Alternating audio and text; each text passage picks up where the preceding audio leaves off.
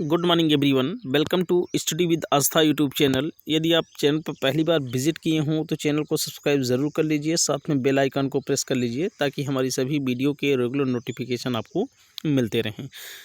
आइए आज के समाचार पत्रों पर डालते हैं एक नज़र। भारत में कोरोना मरीजों की कुल संख्या बढ़कर के 56,352 हो गई है और जिसमें 1886 लोगों को मृत्यु हुई है, तो वहीं 16,540 मरीज अभी तक ठीक हो चुके हैं। पिछले 24 घंटों में रिकॉर्ड तोड़ 3,390 नए मरीज सामने उभर करके आए हैं, जो कि बहुत ही चिंताजनक है कि भारत में कोरोना वायरस बहुत ही तेज़ी से फैल रहा है। केंद्रीय माध्यमिक शिक्षा बोर्ड सीबीएसई की लंबित परीक्षाएं अब 1 से 15 जुलाई के बीच आयोजित होंगी।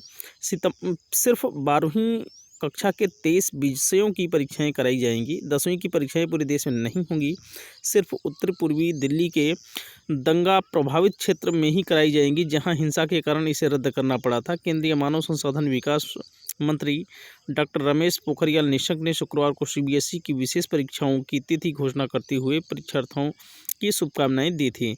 सीबीएसई के परीक्षा नियंत्रक संयम भारद्वाज ने बताया कि 1-2 दिन में ही परीक्षा का शेड्यूल जारी हो जाएगा। परीक्षार्थी सीबीएसई की आधिकारिक वेबसाइट भी चेक कर सकते हैं। बता दें कि सीबीएसई ने फैसला लिया था कि लॉकडाउन के बाद केवल 12वीं कक्षा के 23 मुख्य विषयों की परीक्षाएं होंगी, 10वीं की परीक्षाएं नहीं होंगी।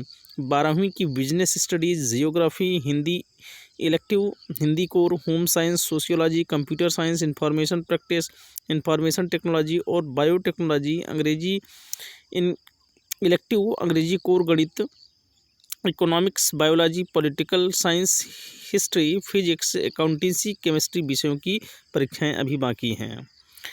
यूपी बोर्ड की हाई स्कूल व इंटरमीडिएट परीक्षा की कॉपियों का मूल्यांकन 12 से ऑरेंज जोन के 36 जिलों में शुरू हो जाएगा। मुख्य सचिव आराधना शुक्ला की ओर से सभी डीएम व डीआईओएस को दिशा निर्देश दिए गए हैं कि वह इन जिलों में पूरी सतर्कता के साथ मूल्यांकन की तैयारी शुरू करें। इन ऑरेंज जोन वाले जिलों में हॉटस्पॉट वाले क्षेत्रों में मूल्यांकन केंद्र नहीं बनेगा और न ही वहां रहने वाले शिक्षक को परीक्षक बनाया जाएगा।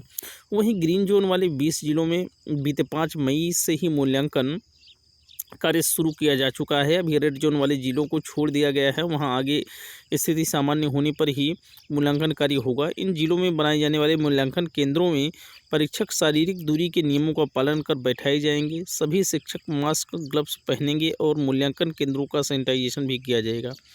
फिलहाल सुरक्षा के सभी जरूरी उपाय किए गए हैं। विश्वविद्यालय व डिग्री कॉलेजों में स्नातक व परास्नातक परीक्षा की कॉपियों का मूल्यांकन ग्रीन जोन में शुरू किया जाएगा। उच्च शिक्षा विभाग की प्रमुख सचिव मोनिका एस गर्ग की ओर से सभी विश्वविद्यालयों को निर्देश दिए गए हैं कि कोरोना महामारी के कारण परीक्षा कॉपियों के मूल्यांकन में विलंब हुआ है। ऐसे में इस बार केंद्रीय मूल्यांकन की व्यवस्था स्थगित कर दी गई है। अब विश्वविद्यालय विकेंद्रीकृत मूल्यांकन व्यवस्था के तहत अधिक से अधिक मूल्यांकन केंद्र बना सकते हैं। यही नहीं, जिला प्रशासन से समन्वय स्थापित कर रेड व ऑरेंज जोन वाले जिलों के सभी विद्यार्थियों की कॉपियां भी ग्रीन जोन वाले जिलों में मंगवा लें और सुरक्षित ढंग से जल्द उनका मूल्यांकन सुनिश्चित करें। अभी तक एक शिक्षक के मूल्यांकन के पारिश्रमिक की अधिकतम सीमा 40,000 थी, जिसे बढ़ाकर 60,000 रुपये कर दिया गया है। अब स्नातक में एक शिक्षक 3,000 कापियाँ जांच सकेगा, वहीं प्रस्नातक में वह 2,400 कापियाँ जांच सकेगा। कोरोना के चलते शिक्षकों से ज़्यादा कापियों का मूल्यांकन करवाकर इसकी भरपाई की जाएगी। यूपी के विश्वविद्यालयों व डिग्री कॉलेजों में नया शैक्षिक सत्र 2020-21 6 जुलाई से शुरू होगा। पहले स्नातक यूजी व परास्नातक पीजी द्वितीय व तृतीय वर्ष सहित सीनियर कक्षाओं के विद्यार्थियों की कक्षाएं शुरू की जा रही हैं। यूजी व पीजी प्रथम वर्ष में दाखिला लेने वाले नव प्रवेशी विद्यार्थियों की कक्षाएं 17 अगस्त से शुरू होंगी। वहीं पढ़ाई के घंटे कोर्स के अनुसार बढ़ाए जाएंगे और छुट्टियों भी कम से कम होंगी। इस सत्र में आगे शीतकालीन अवकाश भी घटाया जाएगा। उप मुख्यमंत्री डॉक्टर दिनेश शर्मा ने सभी विश्वविद्यालयों के कुलपतियों को निर्देश दिए हैं कि लॉकडाउन खत्म होने के बाद यूजी व पीजी की शेष बची कक्षाएं प्राथमिकता पर पूरी की जाएं। इसके बाद मूल्यांकन का कार्य कर रिजल्ट घोषित करें। यूजी व पीजी कोर्सेज द्वितीय व तृतीय वर्ष सहित सीनियर कक्षाओं के विद्यार्थियों की कक्षाएं जो कि 6 जुलाई से शुरू होंगी, उनका टाइम टेबल तैयार करें। कोर्स को देखते हुए कक्षाओं का समय बढ़ाया जाए, आगे छुट्टियां भी कम से कम हों। वहीं यूजी व पीजी प्रथम वर्ष में दाखिले के लिए ऑनलाइन प्रक्रिया शुरू की जाए। प्रथम वर्ष में दाखिला लेने वाले इन नए विद्यार्थियों की कक्षाएँ हर साल में 17 अगस्त तक शुरू करें। सभी कक्षाओं में कोशिश करें कि पिछड़ा हुआ कोर्स तेज़ी से पूरा करवाया जाए, ताकि अधिकतम 15 से 20 दिन के विलम्ब से ही आगे परीक्षाएं शुरू हो जाएं। अगले साल 5 जुलाई से ही पढ़ाई उप मुख्यमंत्री डॉक्टर दिनेश शर्मा ने सभी विश्वविद्यालयों को निर्देश दिए हैं कि इस सत्र में कोरोना महामारी के कारण पढ़ाई का जो समय बर्बाद हुआ है, उसकी भरपाई अच्छे मैनेजमेंट से करें। अगले साल शैक्षिक सत्र 2020-21-22 में विश्वविद्यालयों व कॉलेजों का नया सत्र हर हाल में 5 जुलाई से शुरू होगा। 69,000 शिक्षक भर्ती की फाइनल उत्तर कुंजी शुक्रवार शाम को जारी कर दी गई है। NIC उसे वेबसाइट पर अपलोड कर रही है। अभ्यर्थी उसे शनिवार अपराह्न से देख सकेंगे। मुख्यमंत्री के आदेश पर बेसिक शिक्षा महकमे व शासन ने परीक्षा संस्था को अनुमति देने में तेजी दिखाई, इसलिए तत्काल उत्तर कुंजी जारी की गई है। वहीं परिणाम जारी करने की तारीख परीक्षा संस्था तय नहीं कर पा रहा है। जल्द रिजल्ट को लेकर अब तरह तरह के कयास लगाए जा रहे हैं। परीक्षा नियामक प्राधिकारी सचिव अनिल भूषण चतुर्वेदी की ओर से जारी विज्ञप्ति में कहा गया है कि 69,000 सहायक अध्यापक भर्ती परीक्षा 2019 प्रदेश भर के केंद्रों पर 6 जनवरी 2019 को कराई गई थी। परीक्षा में 4 बुकलेट सीरीज से प्रश्न पूछे गए थे। चारों की उत्तर कुंजी वेबसाइट http://atrixm.upsc.government.in पर 8 जनवरी 2019 को प्रकाशित की गई थी। फाइनल उत्तर कुंजी शुक्रवार को जारी की गई है। अभ्यर्थी उसे शनिवार अपराह्न से वेबसाइट पर देख सकते हैं। यह उत्तर कुंजी वेबसाइट पर 17 मई तक रहेगी। 3 प्रश्नों में मिल सकते हैं समान अंक। शिक्षक भर्ती परीक्षा में पूछे गए 150 प्रश्नों में से 142 पर 21,000 अभ्यर्थियों ने आपत्ति की थी। उनका परीक्षण विषय विशेषज्ञों से कराया गया। उनमें 3 प्रश्नों के जवाब हटा दिए गए हैं। ऐसे में सभी अभ्यर्थियों को समान अंक मिलने का रास्ता साफ हो गया। हालांकि यह निर्णय परीक्षा कमेटी करेगी।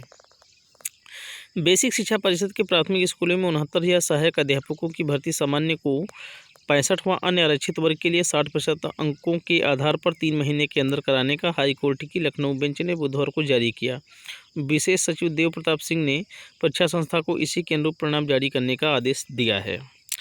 देश के केंद्रीय तकनीकी संस्थान सहित राष्ट्रीय प्रौद्योगिकी संस्थान NIT एवं भारतीय सूचना प्रौद्योगिकी संस्थान IIIT में प्रवेश प्रक्रिया अब की सितंबर के अंत तक शुरू होगी। IIT को छोड़कर देश के सभी केंद्रीय संस्थानों में काउंसलिंग के बाद सीट आवंटन की जिम्मेदारी मोतीलाल नेहरू प्रौद्योगिकी संस्थान को सौंपी गई है।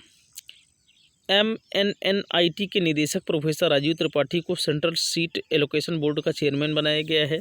JEE मेंस का दूसरा चरण जुलाई में तय कार्यक्रम के अनुसार होता है, तो 23 अगस्त को JEE एडवांस का आयोजन होगा। सब कुछ तय कार्यक्रम के अनुसार हुआ तो JEE एडवांस का परिणाम 6 सितंबर को जारी किया जाएगा। तब सितंबर के अंतिम सप्ताह तक NIT, IIIT सहित केंद्रीय संस्थानों में प्रवेश के लिए काउंसलिंग प्रक्रिया शुरू हो जाएगी। MNNIT के निदेशक ने बताया कि कोरोना का संकट थमने के बाद ही तय समय के अनुसार JEE मेंस एडवांस की परीक्षाएं पूरी कराई जाएंगी। परिणाम घोषित होता है तो सितंबर में काउंसलिंग शुरू हो जाएगी। JEE एडवांस के रिजल्ट के बिना NIT, IIIT में प्रवेश शुरू नहीं हो सकेगा। जो छात्र JEE एडवांस में असफल होगा उसे NIT, IIIT में ही प्रवेश लेना होगा। सीट का आवंटन central seat allocation board counselling के जरिए होगा। इस मेरिट के आधार पर संस्थान का आवंटन होगा। सीटों का आवंटन JEE मेंस के अंकों के आधार पर किया जाएगा। सुप्रीम कोर्ट ने शुक्रवार को उस याचिका की सुनवाई से इनकार कर दिया जिसमें तमाम कॉलेज और विश्वविद्यालयों को आगामी सेमेस्टर के लिए फीस में छूट देने का निर्देश देने की गुहार की गई थी। याचिका में कहा गया था कि महामारी के कारण सभी की आर्थिक स्थिति खराब है, ऐसे में सेमेस्टर फीस माफ़ किया जाए। जस्टिस अशोक भूषण की अध्यक्षता वाली 3 सदस्यीय पीठ ने कहा, अगर फीस नहीं मिलेगी तो फिर कॉलेज अपने स्टाफ को वेतन भत्ता कहाँ से देंगे, कॉलेज कैसे चलेगा, यह कहते हुए पीठ ने याचिका पर सुनवाई से इनकार कर दिया है। यदि हमारा सेशन पसंद आया हो तो चैनल को लाइक ज़रूर कीजिए, शेयर कीजिए और हमारे यूट्यूब चैनल स्टडी विद आस्था को सब्सक्राइब ज़रूर करें। Thank you so much. शुक्रिया, धन्यवाद। Have a nice day.